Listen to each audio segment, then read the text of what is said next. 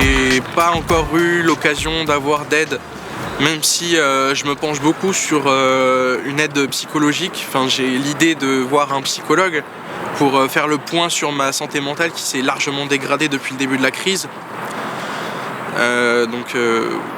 Voilà. Voilà, où on constate un état psychologique et émotionnel qui se dégrade et en même temps qui s'exacerbe. Autrement dit, on trouve beaucoup de symptomatologie anxio-dépressif. Alors des personnes qui sont de plus en plus anxieuses, voire qui ont tendance à tendre à une dépression qui se marque de plus en plus, puisque certains étudiants présentent déjà une fragilité psychologique avant cette situation de crise sanitaire. Je l'ai eu au premier semestre, le décrochage scolaire.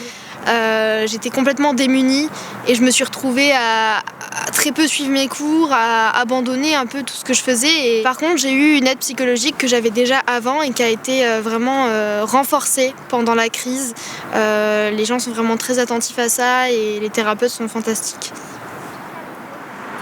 Alors, on a un certain nombre d'actions qui sont déjà mises en place par l'Université de Lorraine, par l'action sociale du Crous aussi. L'État a souhaité mettre en place un certain nombre de facilités pour avoir accès à des chèques psy, comme on le dit, donc des chèques aussi d'accès à des services de spécialistes. L'école, en fait, l'administration qui prête beaucoup plus attention aux étudiants, surtout aux étudiants étrangers. On vit tout seul ici, on n'a pas de nos familles, nos parents, personne. Donc on essaie de s'en sortir comme on peut. Ils nous aident, mais voilà, peut-être qu'il faudrait en fait qu'ils en fassent beaucoup plus pour nous, en fait. Ce serait déjà pas mal. On a un problème global de communication de toutes nos actions diverses et variées par rapport à un public d'étudiants, notamment d'étudiants internationaux, puisqu'à Metz, on a pratiquement, selon les années, de l'ordre de 15% d'étudiants internationaux, donc étrangers, qui pour la plupart, pour certains, ne parlent pas français.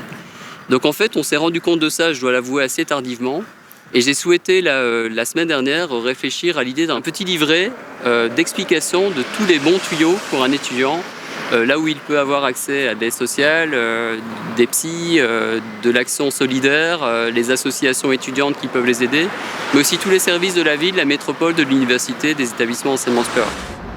J'avais un job étudiant, je travaillais à Primark et je l'ai perdu justement après le premier confinement. J'ai été contraint de le quitter. Le problème, c'est que justement, pour rechercher un job par la suite, c'était mission impossible. Et les seuls endroits où ça a vraiment recherché du travail, et ça recherche encore un petit peu, c'est les supermarchés, c'est les marques, les grandes distributions. Mais là, j'ai commencé à travailler chez Amazon depuis 3 semaines. Et je travaille la nuit, donc c'est encore plus compliqué. Donc je dois travailler la nuit. Et je commence parfois 0h, 1h ou 2h. Jusqu'au matin. Après, pour enchaîner avec les cours, c'est un peu compliqué. Parfois, j'en fais même pas. Je pense qu'à dormir la journée. J'ai été frappé, comme beaucoup, je pense, par la réalité des chiffres.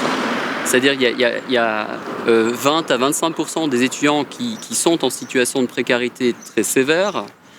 Par ailleurs, on a plus de 3/4 des étudiants qui se sentent inquiets par rapport à leur avenir, l'emploi qu'ils auront demain, les stages qu'ils n'ont pas eus.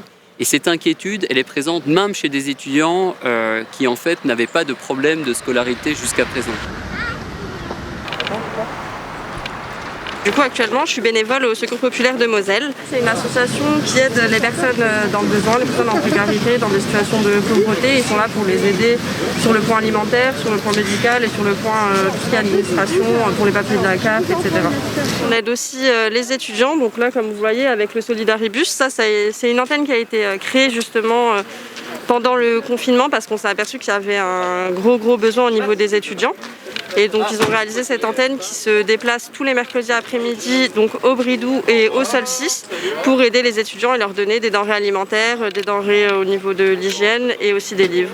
Moi je pense que c'est par le biais d'une amie, je l'ai rencontrée, elle m'a dit qu'il y a des organismes qui donnent des aides, ça facilite la vie pour les étudiants parce que il n'y a pas tout le monde qui a des moyens pour acheter tout le temps de la nourriture, tout ça, c'est nécessaire en moi. Et moi je salue ça.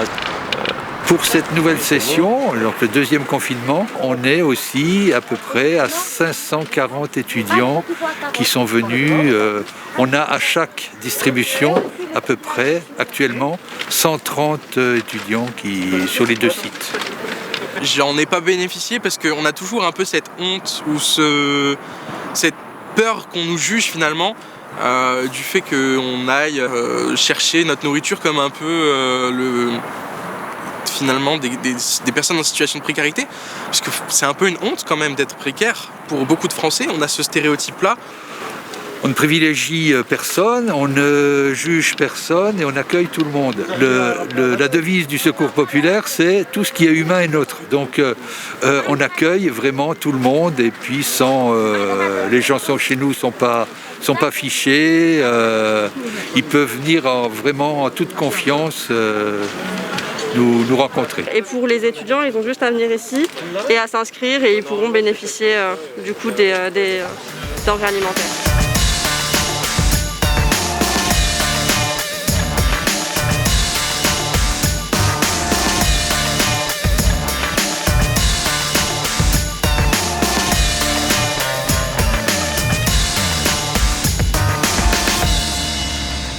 Manger à sa faim, ça devient compliqué pour un étudiant, c'est pas normal. On est l'avenir du pays, on doit mériter plus que ça.